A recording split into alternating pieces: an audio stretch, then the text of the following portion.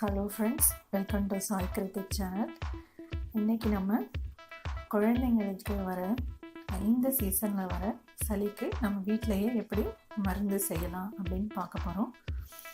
இப்போ நான் உங்களுக்கு இதுக்கு தேவையானதெல்லாம் என்னென்னு சொல்கிறேன். நான் ஒரு வெத்தலையை வாஷ் பண்ணி எடுத்து வச்சுருக்கேன், 2 கற்பூரவள்ளி எடுத்து வச்சுருக்கேன், 1 ஸ்பூன் பனங்கல்கண்டு வச்சுருக்கேன், ஒரு 7 இல்லை 8 மிளகு எடுத்து வச்சுருக்கேன். முழு மிளகாவும் போட்டுக்கலாம், இல்லை உங்கள்கிட்ட பவுடர் இருந்துச்சுன்னா ஒரு 1/2 ஸ்பூன் பவுடரும் போட்டுக்கலாம். ஒரு 1/2 ஸ்பூன் அதிமதுரம் எடுத்திருக்கேன், ஒரு 1/2 ஸ்பூன் சித்திரத்தை எடுத்திருக்கேன், கொஞ்சோண்டு ஒரு கால் டீஸ்பூன் மஞ்சள்தூள் எடுத்திருக்கேன், 3 கிளாஸ் தண்ணி எடுத்திருக்கேன். இப்போ இது எல்லாத்தையும் இந்த தண்ணியில் போட்டு நம்ம கொதிக்க வைக்க போகிறோம்.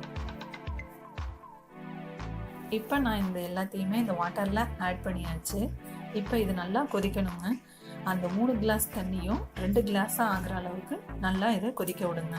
பனங்கல்கண்டு போட்டிருக்கிறதுனால கொஞ்சம் ஸ்வீட்டாக இருக்கும், அதனால குழந்தைங்க கண்டிப்பாக குடிப்பாங்க.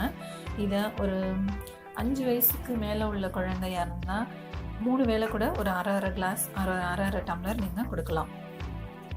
4 வயசு 3 வயசு பசங்களாக இருந்தாங்கன்னா 2 வேளை கொடுங்க போதும்.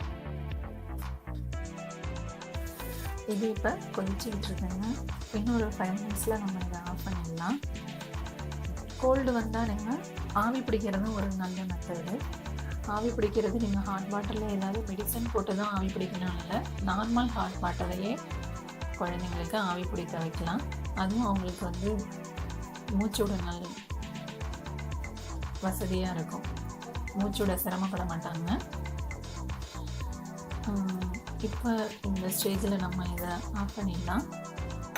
ஆஃப் பண்ணிவிட்டு ஒரு 4 நிமிஷம் அப்படியே விட்டுருங்க, அது கொஞ்சம் செட்டில் ஆகட்டும். அதுக்கப்புறம் நீங்கள் இதை வடிகட்டி குழந்தைங்களுக்கு கொடுக்கலாம். இதை ட்ரை பண்ணி பாருங்கள். எங்கள் சேனல் பிடிச்சிருந்ததுன்னா சப்ஸ்கிரைப் பண்ணுங்கள், உங்கள் ஃப்ரெண்ட்ஸுக்கு ஷேர் பண்ணுங்கள். தேங்க்யூ.